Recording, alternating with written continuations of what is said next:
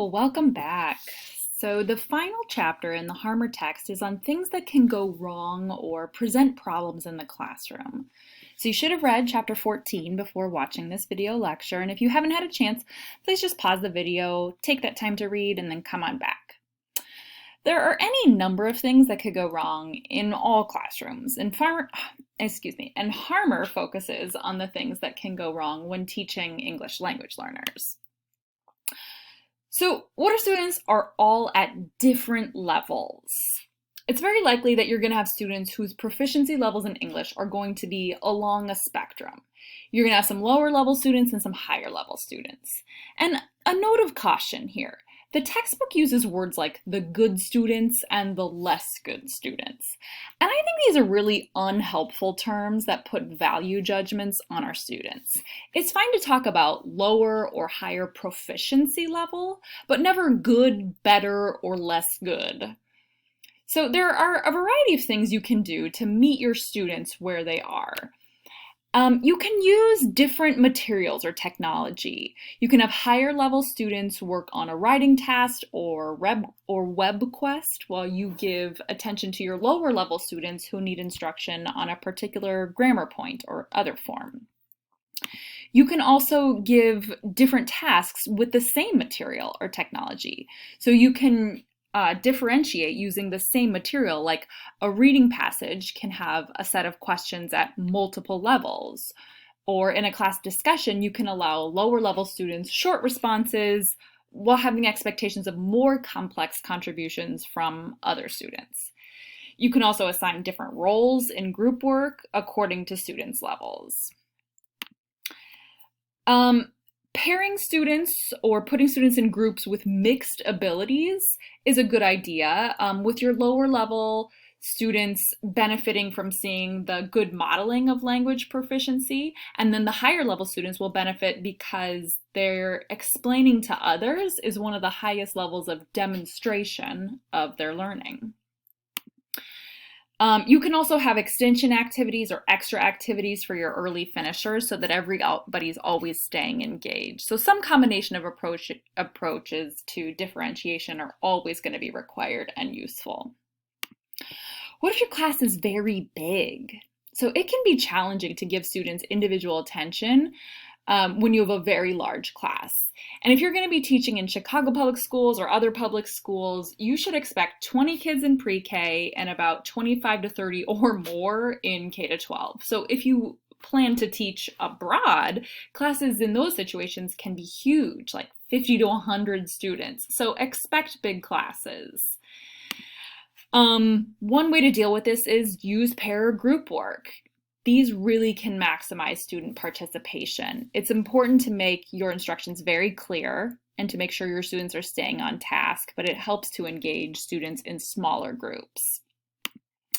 Have some of the students play leadership roles in their groups to make sure that everyone is on task and is benefiting the most from those activities. Also, with larger groups, using a chorus reaction where you say something and expect everyone to respond in chorus for these kind of speaking drills are especially useful for lower levels, and that might be more effective than having individuals do dialogues in very large classes. You can also really use the size of the group to your advantage. Big groups can sometimes lend themselves to really fun dynamics, some kinds of theatrics.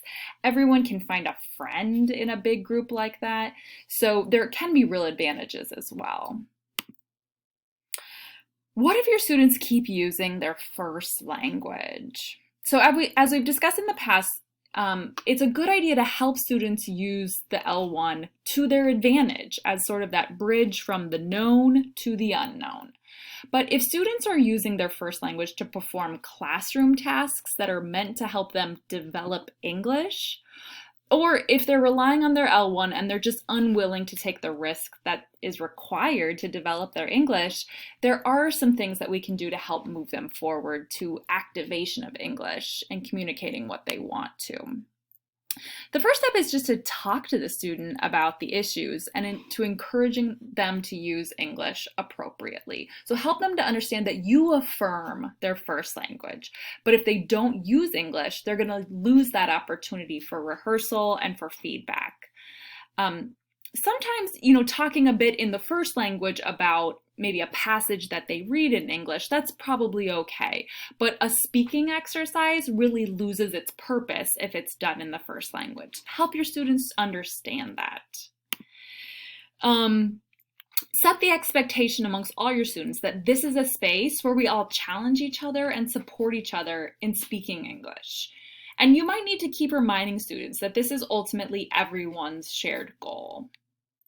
And ultimately, if the student persists, you can, in some situations, just choose not to respond to them if they only speak in their first language.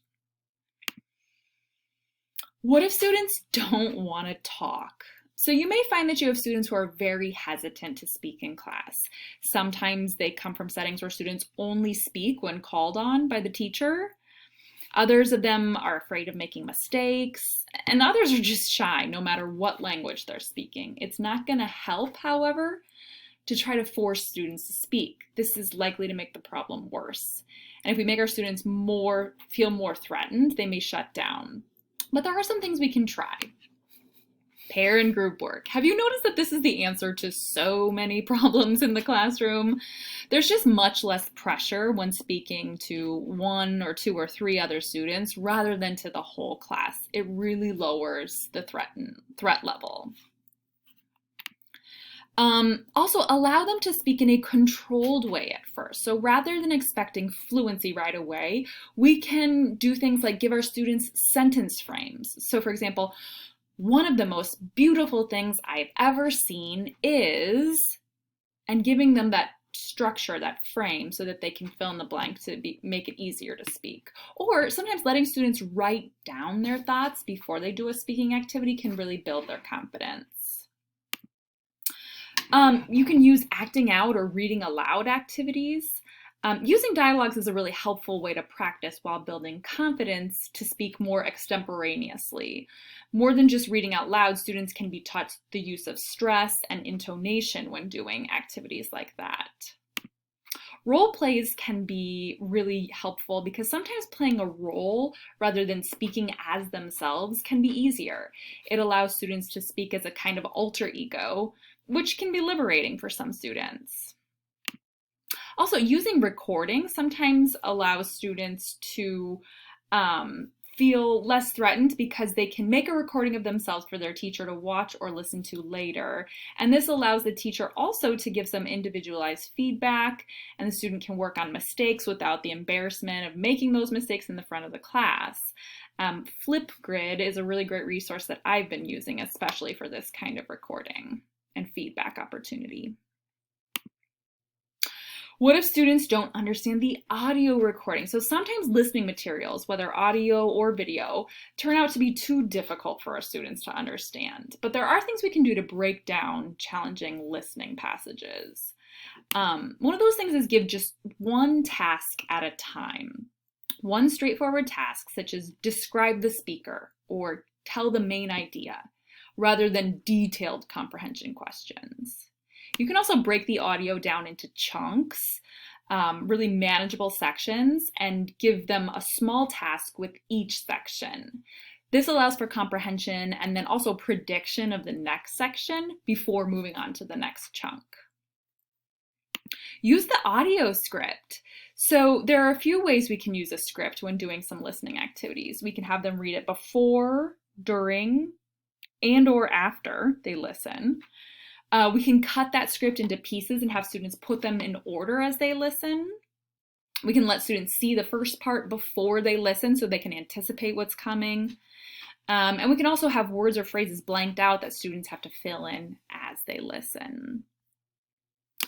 So those are some approaches to some of the problems you might encounter in the classroom with ELLs. And believe me, there are going to be many more of them, and you will little by little build your capacity for responding to each of those situations. So have a look at the task list for all of the activities for this unit, and we will see you next time.